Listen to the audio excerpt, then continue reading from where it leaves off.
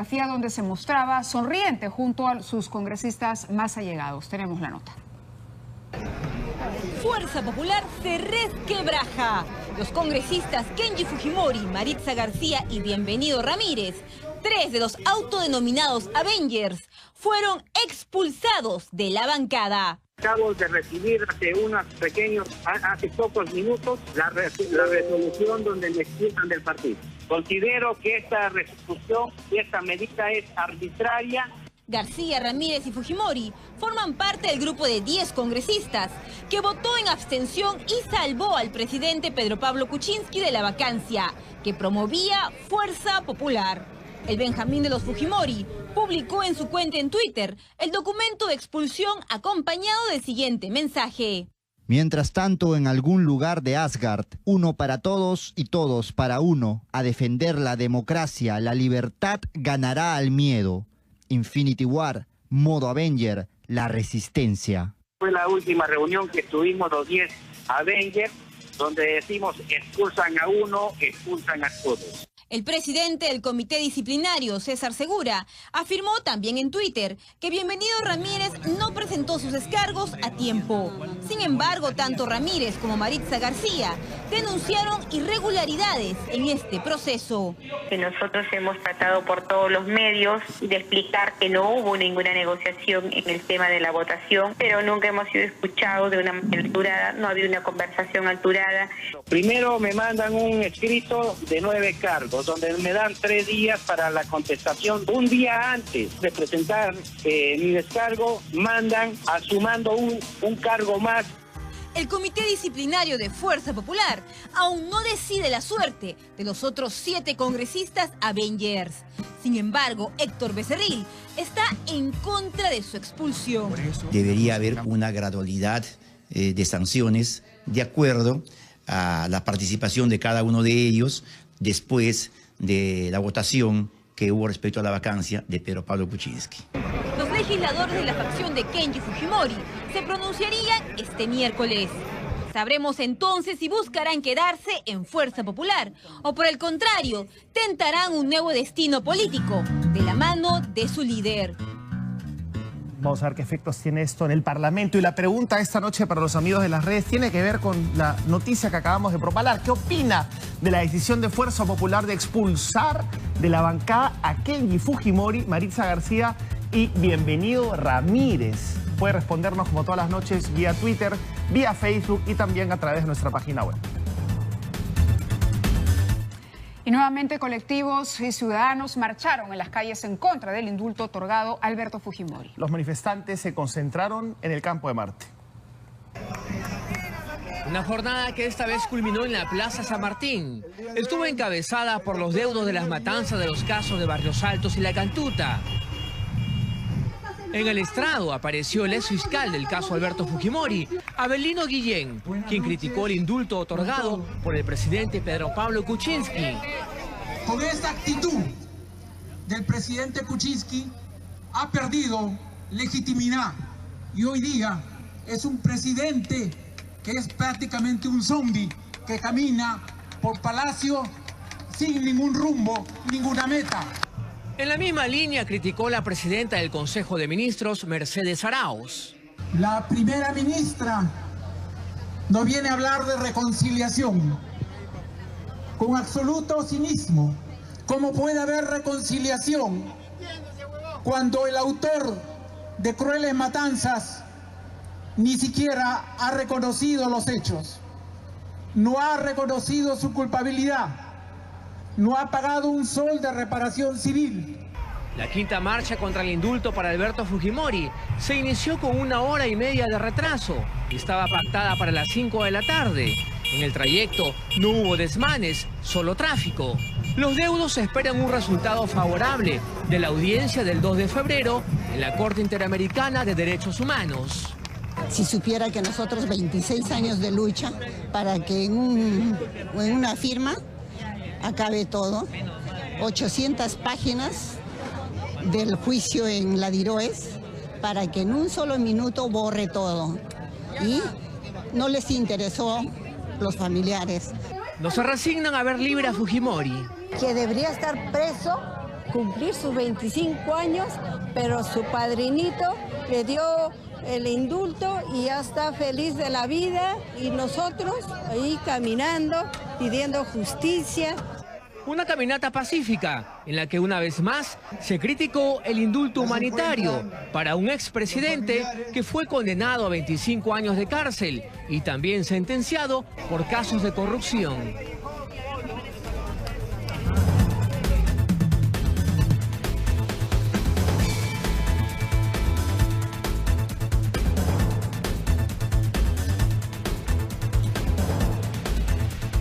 Lo siguiente es impresionante. Delincuentes armados robaron y secuestraron a trabajadores de una empresa en el Callao. Las víctimas iban en un camión y un auto cuando fueron interceptadas. Veloces e implacables, amenazando con armas de asalto, lograron detener a este sedán verde y secuestraron al conductor. Era 1:40 p.m. cuando en el cruce de Girón Cahuire con Avenida Santa Rosa en La Perla, Callao, un camión pasaba veloz. Luego, un auto gris a toda velocidad interceptó al auto verde que venía detrás. Bajaron 3 sujetos armados, se llevaron un paquete y secuestraron al conductor. La cámara de un vecino captó el otro ángulo del asalto. Según testigos, el vehículo verde seguía a este camión blanco.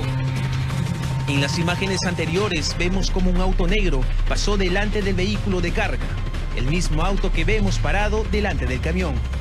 La testigo relató que del sedán negro bajó un sujeto, sacó al chofer y a su copiloto del camión. Después los obligó a subir a su auto y finalmente abordó el vehículo que llevaba su botín y con dificultad lo condujo fuera de la escena.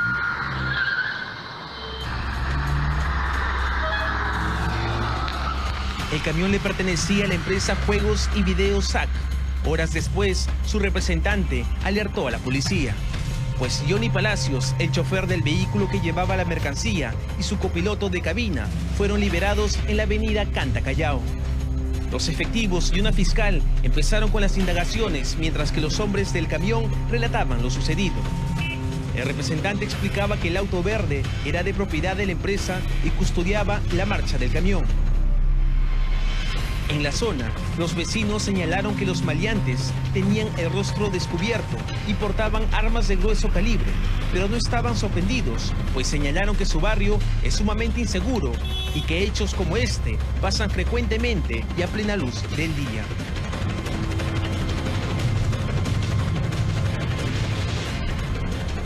Y un paso en falso lo llevó a ser detenido. Alias Malulo cayó del segundo piso de una casa cuando intentaba escapar de la policía. El delincuente incluso amenazó a los agentes.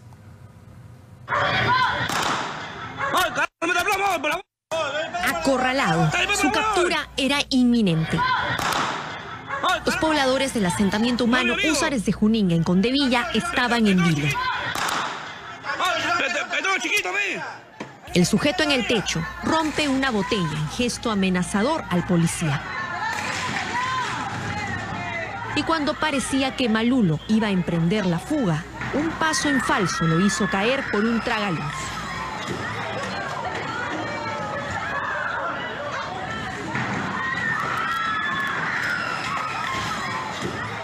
Los agentes de la comisaría de Condevilla entran de inmediato y sacan al hombre entre varios efectivos.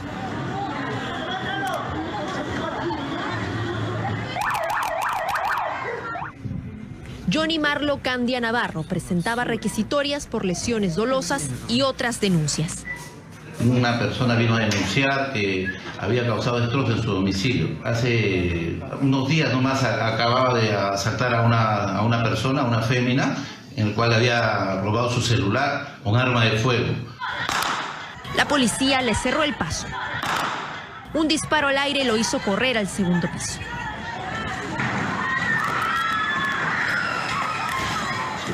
Yo les agradecería a todas las personas que ahora que lo puedan identificar mediante las cámaras del canal de televisión, puedan venir a reconocerlo. Por el momento, la tremenda caída tendrá a Malulo alejado de sus actividades delictivas. Un ciudadano venezolano protagonizó un terrible accidente vehicular en Los Olivos. El extranjero salvó de morir y, según testigos, manejaba ebrio. Velocidad. Este es el resultado. La irresponsabilidad al volante una vez más deja destrozos a su paso. Venía pasando por el semáforo que estaba en verde y una combi me pegó por detrás. Adrián José Guaramato Requena es un joven de 19 años. Estrelló el vehículo que manejaba contra un poste en la avenida Universitaria, en Los Olivos. Pasó de la vía principal a la auxiliar. Pero el carro ha pasado así, dando vueltas de campana. Y se quedó acá, ahí terminó. Contó que una combi lo impactó por la parte posterior del auto. Luego, negó haber manejado en estado de ebriedad. ¿De repente tenía algún signo de haber estado mareado o algo?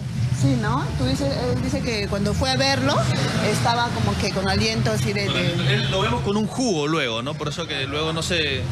Ha comprado acá. Claro. En esta chicharronería compró el jugo de frutas con el que pretendió disimular el aliento a licor. De pronto notamos que el venezolano desapareció de la escena.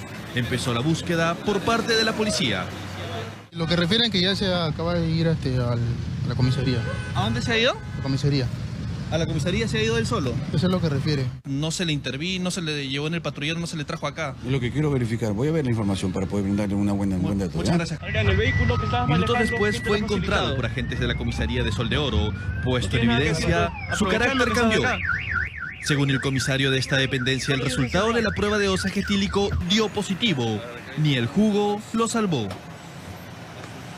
El vehículo con placa de taxi está a nombre de María Rosa Lambruschini Tarazona. La bolsa de aire le salvó la vida. El extranjero quedó en calidad de detenido. Y ahora les contamos que una lesión y un diente de oro ayudarían a la policía a identificar el cuerpo hallado en la azotea de una casa en Ventanilla. Pequeños detalles que solo confirmarían que se trata de Guillermo Sarango, quien desapareció en el 2011. Un diente de oro y una lesión permanente en el pie serían las claves. 7 años oculto en el concreto. 7 años desaparecido. Encontrado por accidente para conducir hacia un macabro episodio. El cuerpo de quien habría sido Guillermo Sarango Zárate fue ubicado en la construcción en el último piso en su casa en Ventanilla. El nivel de conservación del cadáver sorprendió a los forenses.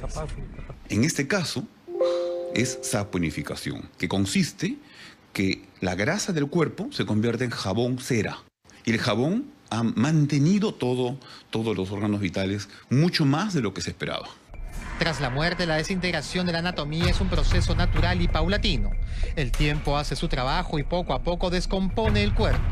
Pero en este caso el estado es útil para la investigación, a pesar de los años transcurridos.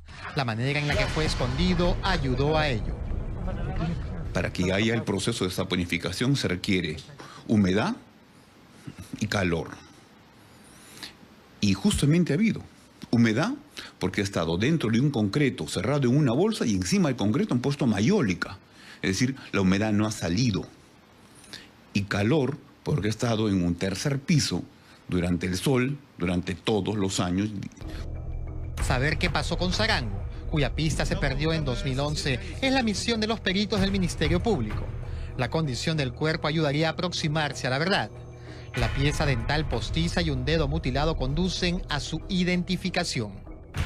En la medida que la estructura está más preservada, la posible precisión está más cerca. Y lo que hay que determinar acá es qué causa o mecanismo traumático desencadenó esta muerte. Porque obviamente no es una muerte natural o una muerte traumática con evidencia traumática, que es golpe en el cráneo, con fractura, golpe en la región cervical alta, con lesión ósea. Solo la hipótesis que haya sido intoxicado reduce las probabilidades.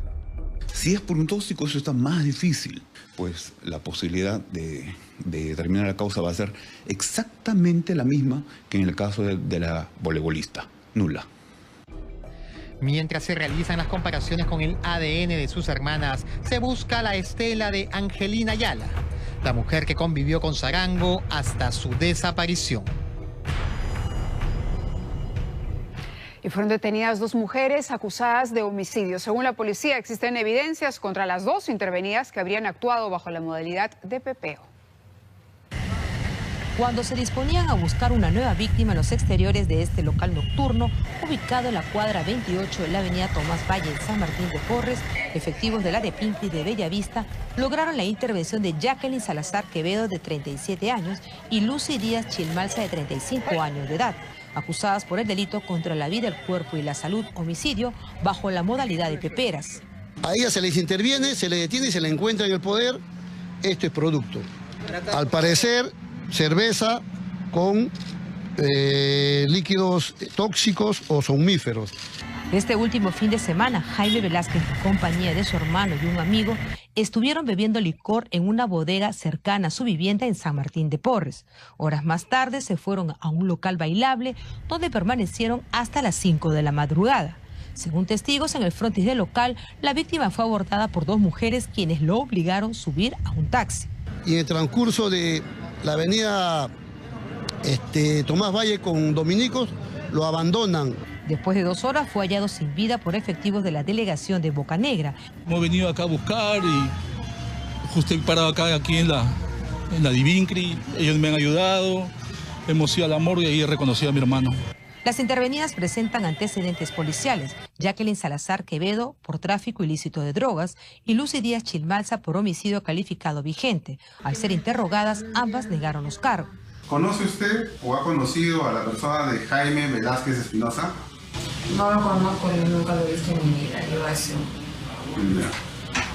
¿Usted estuvo bebiendo licor en compañía de Jaime Velázquez Espinosa el día 28? No he estado llevando licor con él ni tomando. Las investigaciones están en la ADEPINCRI de Bellavista, quienes deberán esclarecer la muerte del comerciante Jaime Velázquez, de hija viuda y 4 hijos en la orfandad.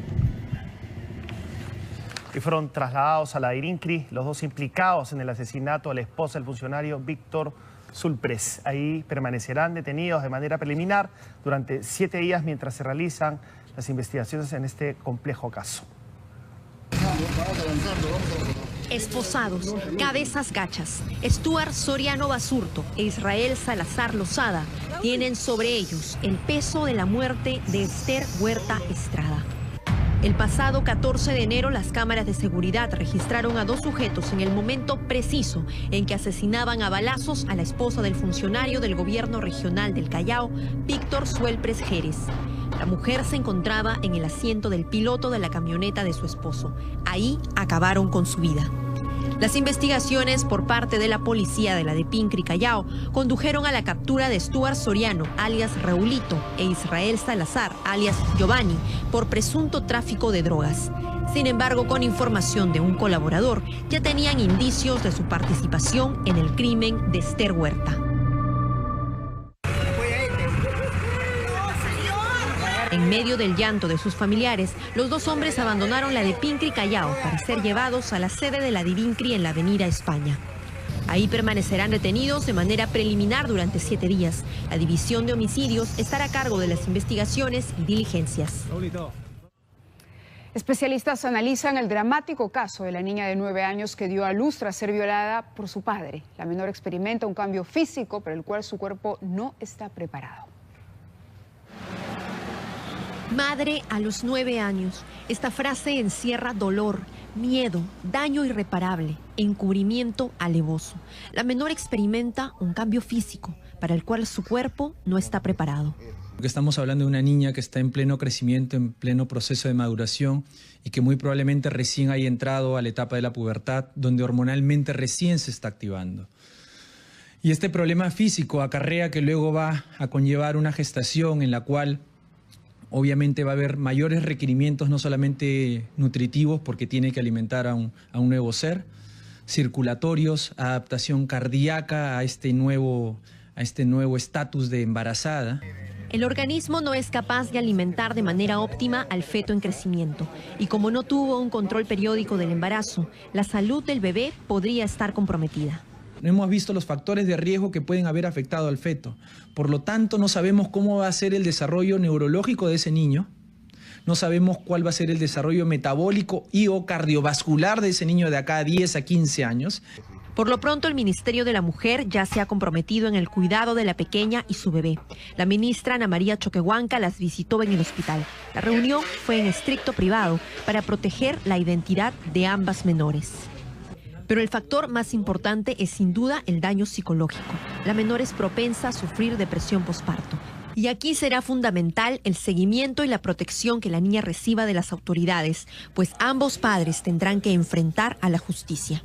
En el caso del papá, estaría encuadrado dentro del delito de violación de menor, que está tipificado en el artículo 173 del Código Penal, y es para violación de menores de 10 años. En este caso, la condena sería una cadena perpetua. La madre perdió la tutela y podría ser denunciada por encubrimiento. Por otro lado, también hay que ir pensando en el futuro. Eso quiere decir que hay que ver también el tema de su educación. Normalmente las niñas que quedan embarazadas, como este caso, también las adolescentes, abandonan el colegio. Y abandonar el colegio significa condenar la pobreza a ellos mismos como padres y también a sus hijos en el futuro. Y además prepararla para la vida, para tener un trabajo e integrarse a la sociedad cuando sea mayor de edad. Me pregunto, en esta situación no cabe un aborto terapéutico. ¿Por qué es que esta medida no está reglamentada hasta ahora? Vamos a seguir casos como los que hemos visto.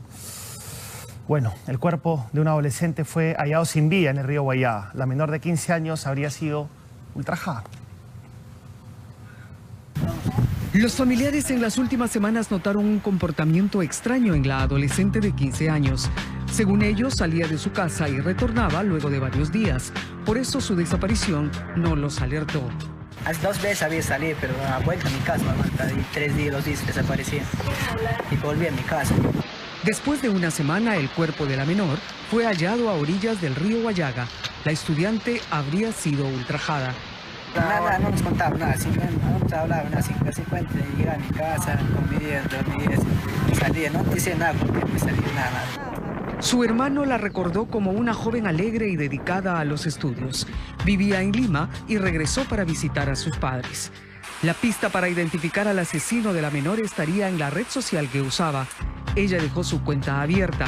En su último mensaje contaba que regresaría pronto a Lima, pero ese deseo no ocurrió. Los familiares exigieron que el crimen no quede impune. Sujetos allanaron una casa en Mi Perú y balearon a un hombre en plena reunión. Los atacantes buscaban al dueño del inmueble, quien el año pasado perdió a uno de sus hijos en un hecho delictivo. Aparecen y van directamente a la casa. Allí discuten con el dueño. Enseguida desencadenan la balacera. Hieren a uno y en la huida dejan una estela de proyectiles. Un grupo de sujetos desató el caos en Mi Perú, Callao. A balazos amenazaron a un padre de familia que el año pasado perdió a uno de sus hijos en un hecho delictivo. Y cuando se van retirando, salen acá afuera, sacan su arma y mi compañero se asoma como está compartiendo, se asoma y le cae un balazo acá. En la tarde, Bill Quesada celebraba su cumpleaños junto a sus familiares y amigos. De pronto aparecen estos 5 sujetos, 2 de ellos portando armas de fuego. Allanaron el inmueble y trataron de someter a los presentes. Se acercaron a recriminar algo a mi hermano. Y mi hermano le dice, ya, bueno, retírate de mi hogar. Cuando salieron de la vivienda, abrieron fuego. Un disparo impactó en la clavícula de Ricardo Suárez, quien cayó al piso, mientras los agresores escapaban jalando el gatillo para que nadie los ataque. Cuando cae el balazo, ellos salen corriendo por la parte de arriba, pero salen corriendo tirando disparos. Suárez fue llevado al hospital de Ventanilla, donde tendrá que ser operado para retirar el proyectil alojado. Es la segunda vez que esta familia es víctima del delito. En 2007, uno de los hijos de Quesada, de solo 16 años, fue asesinado a balazos. Sí, están en el hospital de Ventanilla, lo han intervenido. No le puede sacar la bala, pues tiene que cooperarlo. Pues se le incrustado aquí entre los huesos. La policía aisló la zona para proteger la evidencia, mientras que con este video se trata de identificar a los atacantes, conocidos en el sector por la familiaridad con la que llegaron saludando antes de disparar.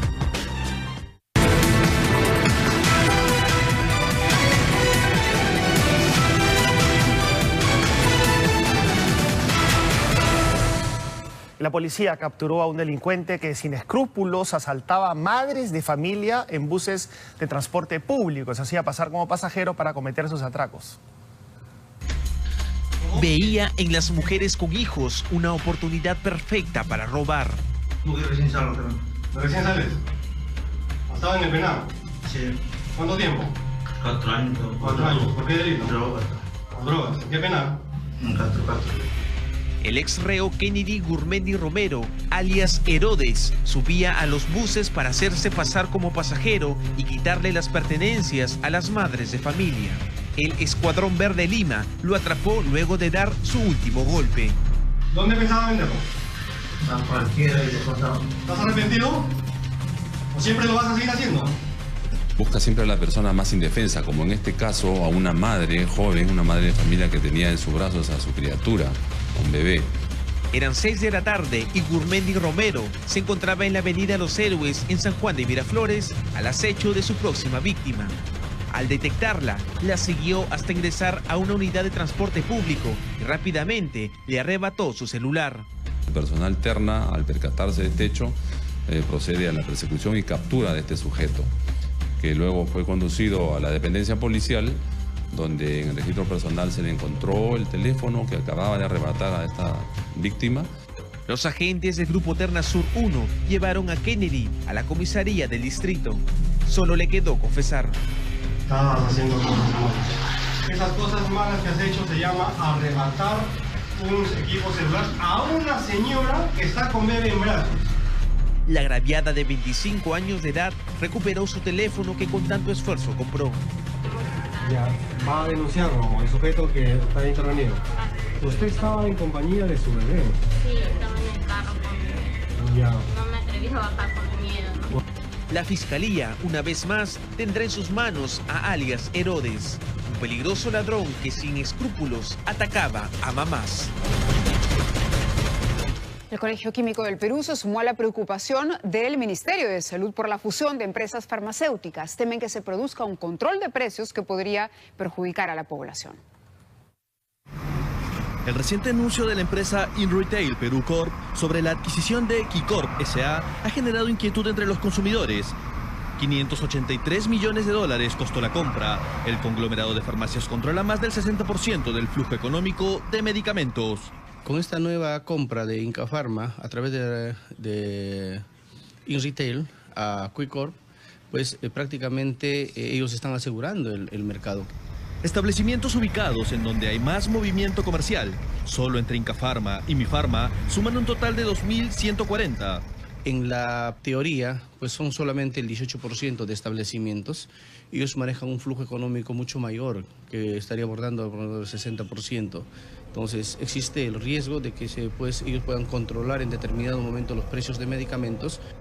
El decano del Colegio Químico del Perú, Marcial Torres, teme que esta adquisición de empresas afecte a la ciudadanía. Estamos hablando prácticamente de una integración vertical acá, y estamos hablando además de un abuso de posición de dominio que hay sobre el comercio de medicamentos. Al respecto también se manifestó el ministro de Salud, Abel Salinas. Todos los oligopolios o monopolios siempre generan un riesgo, de manera tal que por eso es que hay que trabajarlo todos como peruanos, en el Congreso y desde el Ejecutivo en el Ministerio de Salud.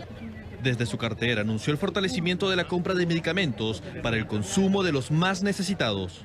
Necesitamos fortalecer nuestra dirección de medicamentos, necesitamos probablemente hacer, y en eso vamos a trabajar en estos próximos días, en la compra corporativa y masiva de medicamentos genéricos. Como se recuerda, en 2016, Indecopi sancionó a Inca Pharma por concertar precios con algunas farmacias. Ahora ya no necesitan concertar porque son uno solo. Entonces lo que van a hacer es, ellos van a, de pronto, pues, definir los precios del mercado. El laboratorio Química Suiza también es parte de la adquisición, con lo que está garantizada la fabricación, distribución y comercialización. Las boticas de barrio deberán competir con un gigante que amenaza con aplastarlas. Bastante preocupante situación, y ante el llamado monopolio fármaco en el Congreso ya se habla de la presentación de proyectos para regular los precios de los medicamentos. La Comisión de Defensa sesionará para tratar ese tema que ya preocupa a muchos. El problema es la temporalidad. Mañana va a haber una reunión en Comisión de Defensa del Consumidor. Ya no hay nada que hacer. La ministra de Economía, ¿qué va a decir? El señor Dindecopi, ¿qué va a decir? Que va a ser más celoso para controlar los precios. Están invitando a otros señores ministros de salud. ¿Qué va a decir el ministro de salud? Nada. Las críticas ante el llamado monopolio fármaco continúan. La citación a la Comisión de Defensa del Consumidor genera poca expectativa, pese a las citaciones a ministros y altos funcionarios. Para algunos integrantes del Congreso, el tema es de legislación. Por ello, el aprista Javier Velázquez lanzó esta propuesta. Y anuncio lo siguiente, voy a presentar un proyecto de ley para regular el precio de los fármacos más importantes para las enfermedades más graves en el país. En tanto, Johnny Lescano reitera que tuvo un proyecto de ley presentado el año pasado para evitar monopolios, pero que fue encarpetado en el Congreso. Lescano toma distancia de la propuesta de regulación del aprista Velázquez. Eso de fijación de precios a mí me parece una cuestión que no va a resolver el problema, ¿no es cierto? La Comisión de Defensa del Consumidor sesionará este miércoles. Veremos qué pasa. Y alimentos en mal estado, implementos sucios y ambientes contaminados es lo que se encontró en 3 cevicherías del distrito de Breña. Los locales fueron cerrados y multados. Este extintor, comenzando, está vencido. ¿Cuándo venció? En octubre del 2014. En esta calamitosa situación encontramos a Los Delfines, restaurante de pescados y mariscos ubicado en la cuadra 4 de Iquique, en Breña, donde preparaban suculentos platos en pésimas condiciones de salubridad. Ya no se puede trabajar con esta sartén, definitivamente tiene... Hay una licuadora que no sé si funcionará, pero mire cómo está oxidada. Llena de grasa esta licuadora. Me imagino que tienen que cambiar una licuadora nueva. Y estos mariscos deberían estar refrigerados, deben estar en un tupper bien herméticos, y no así, de esta manera. Desde una intoxicación, problemas gastrointestinales y hasta la muerte podría provocar la ingesta de estos alimentos. Los alimentos, cae el agua, se empoza, y con el calor que hay en el ambiente más la temperatura que tenemos ahorita en nuestro medio, esto se descompone. Los cocineros tampoco contaban con la vestimenta ni limpieza adecuada para su trabajo. Salir a trabajar se ensucia después para atender ya. Sí, pero no... El baño ubicado al lado de la cocina y los pasadizos con cajas de cerveza convierten a este local en una verdadera trampa mortal ante una emergencia. Las estructuras, paredes, como lo pueden ver, lleno de grasa. ¿Qué son? ¿Pedazos de cebolla? De papa, residuos de lo que han trabajado temprano. La encargada del restaurante Los Delfines no quiso ofrecer sus descargos. Aprovechando su presencia, le consultamos sobre la reparación de pistas en el último año de su gestión. El alcalde Ángel Wu justificó la demora debido a la burocracia del Estado. Porque había interferencia en Sedapal. Y la culpa no es nuestra que Sedapal se demore. Por eso que no podíamos hacer la licitación. Porque cuando hay que entregar las pistas o el terreno, se tiene que entregar saneado, sin ninguna interferencia. Y como había interferencia en Sedapal... En total, la Municipalidad de Breña cerró 3 restaurantes por insalubres, 2 de ellos ubicados en la cuadra 5 de Aguarico. Cada uno deberá pagar como multa el 50% de una UIT y subsanar las observaciones para reabrir sus puertas. Con disparos al aire, militares brasileños interceptaron un bote que transportaba maestros a la ciudad de Iquitos, maestros peruanos. La intervención ocurrió el 20 de diciembre, luego de la clausura del año escolar. Realizaron disparos al aire para interceptar a la embarcación peruana José Olaya. Militares brasileños intervinieron a los maestros y familias en la zona de frontera entre nuestro país y Brasil. El bote se dirigía a la ciudad de Iquitos. El profesor William Alfonso Mori Cruz contó que los niños debieron esconderse al escuchar los disparos y tras ser intervenidos en el río Yabarí, fueron trasladados hasta el puesto de vigilancia Pelotón en Brasil. El docente contó que los militares los obligaron a formar filas para luego pasar por un registro. Los profesores llegaron hasta el departamento de fronteras en la comisaría del distrito de Punchana, donde denunciaron la intervención y pidieron que se establezca un puesto de vigilancia de nuestro país en la zona. Puentes con más de 30 años de antigüedad ponen en peligro a los pobladores de Pucallpa. Algunas estructuras tienen las barandas de metal dañadas y las bases están debilitadas. Arriesgan sus vidas a diario al cruzar por estos puentes que se encuentran en mal estado. Son 5 estructuras las que ponen en peligro a los pobladores de la ciudad de Pucallpa. Algunos son de madera, como este puente ubicado en el pasaje Alfonso Ugarte. Aquí, incluso los niños juegan despreocupados, pero las tablas podrían caerse en cualquier momento. Por ejemplo, podemos apreciar cómo este vehículo atraviesa por aquí. Toda la estructura de madera se mueve y este es el estado real en que se encuentra. Madera podrida, las estructuras podrían colapsar en cualquier momento.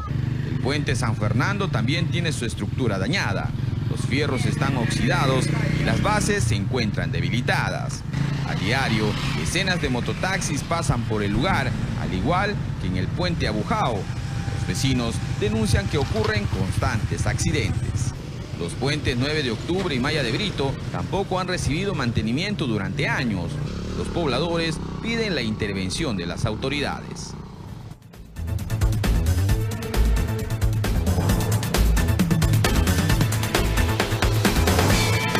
Vamos con una noticia esperanzadora. Luego de su gira por Chile, el Papa decidió enviar un emisario para investigar las serias denuncias contra el obispo Juan Barros, religioso de Osorno. Es acusado de encubrir los casos de abuso sexual ocurridos por parte de miembros del clero. A través de un comunicado, la Santa Sede informó la decisión del Papa Francisco de investigar al obispo chileno Juan Barros. La máxima autoridad de Osorno ha sido sindicada por varias de las víctimas del sacerdote Fernando Caradima de conocer los abusos sexuales cometidos y haber callado. No puedo dejar de manifestar el dolor y la vergüenza. Palabras que no fueron bien recibidas luego de ver a Juan Barros con celebrar las ceremonias litúrgicas con el sumo pontífice. No hay una sola prueba en contra, todo es calumnia. Entonces las víctimas no pudieron callar. Tras lo cual, ya de regreso al Vaticano, luego de su paso por nuestro país, su santidad pidió perdón. He ferito e chiedo scusa a loro se l'ho ferito senza accorgermi, no? Ma è una ferita senza volerlo. Para llevar a cabo las investigaciones sobre Barros, el Papa ha nombrado al arzobispo de Malta, Charles J. Scicluna, considerado como el hombre símbolo de la lucha contra los abusos sexuales al interior de la Iglesia Católica. Jaime Bailey fue protagonista de una acalorada discusión con el periodista venezolano Rafael Poleo. Terminaron golpeando la mesa y cortando la entrevista abruptamente. Bueno, recibo con gran placer a Intentaba hacer una entrevista amena, pero cuando se habla de Venezuela no hay intenciones que valgan. Nos hemos puesto académicos. No, académico no. Tú te has puesto chavista. Por Dios.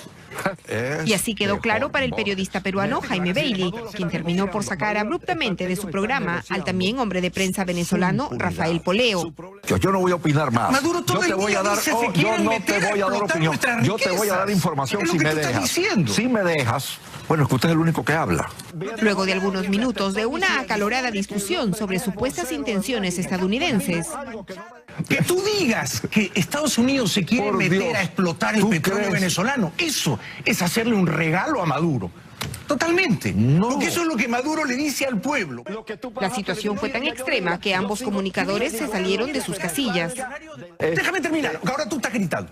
Dices, no te permito eso, Jaime, porque tú vas a terminar. Tú como que me trajiste aquí para que yo, para desmerecer lo que yo digo. Nada, mira, cállate, déjame hablar. Estoy diciendo que el hombre más preparado que tiene el régimen es Jorge Rodríguez. Idiotas no serán cuando nos han hecho lo que nos han hecho. Momentos después, ya un Jaime Bailey más calmado trató de explicar lo ocurrido. Acusó a su colega de tener negocios con el régimen chavista, a pesar de estar exiliado en Miami. Algo que dejó en entredicho el venezolano, quien a través de sus redes sociales aseguró que Bailey le tendió una trampa y que todo fue montado para jalar público por su escaso rating. Vamos ahora con Richard de la Piedra. ¿Cómo están? Buenas noches. Vamos al corte de inmediato y venimos con la información por... Apenas volvió de vacaciones y ya comenzó a trabajar Ricardo Gareca, ¿no? Visitando a los peruanos en el extranjero. Su primer viaje a Colombia para reunirse con Alberto Rodríguez. Ricardo Gareca inició el Plan Rusia 2018. Su primera parada en esta aventura mundialista es Colombia. El técnico llegó a Cali, donde este miércoles recibirá un homenaje en la presentación oficial del América, equipo en el que logró 2 campeonatos nacionales y 3 históricos subcampeonatos de Copa Libertadores. El viernes se reunirá en Barranquilla con Alberto Rodríguez. Luego del encuentro con el Central, el estratega irá a Brasil. Sao Paulo será su primer destino, Cristian Cueva su segundo objetivo. Gareca quiere conocer de cerca la situación del volante, quien no pasa un buen momento con su club. Miguel Trauco y probablemente Paolo Guerrero recibirán la visita del técnico, quien terminará en Río su periplo sudamericano. Tras su regreso a Lima, la Legión Mexicana tendrá la visita de Gareca. Europa será su último destino. Allí hay novedades. Carlos Zambrano dejó el PAOK Salónica y jugará por 4 temporadas por el Dinamo de Kiev de Ucrania. Y continúa la mala racha en Universitario. No pasa, ¿no? Aldo Corso, el mejor jugador hasta aquí en lo que va de las primeras semanas del año, sufrió un golpe en el entrenamiento, fue intervenido de urgencia.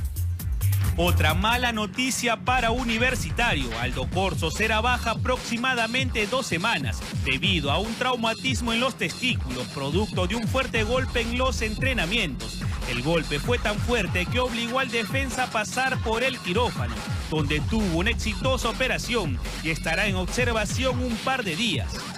Pero no solo le dolió al aguerrido lateral, el golpe también es para Universitario. Corso se perfilaba como el capitán del equipo. Había anotado 2 goles ante Oriente Petrolero y era uno de los pilares de esta corta plantilla.